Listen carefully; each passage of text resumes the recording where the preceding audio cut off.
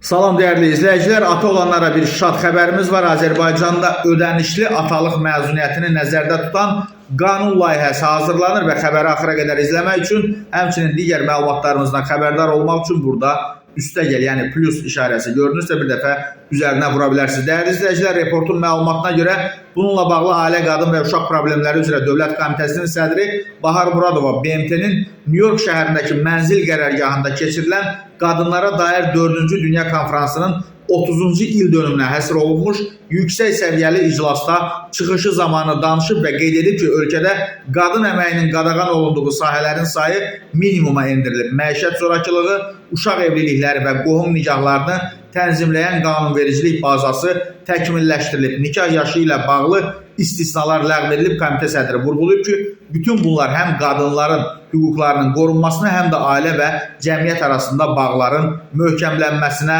xidmət edir və o bu sahədə son 30 ildə göstərilən qlobal səylərin mühüm nəticələr doğurduğunu da diqqətə çatdırıb və qeyd edib ki, xüsusilə azad olmuş ərazilərdə yaradılan müasir infrastruktur, smart şəhər və kəndlər, rəqəmsal xidmətlər və inkubasiya proqramları əhaliyə bərabər imkanlar təmin etməkdədir.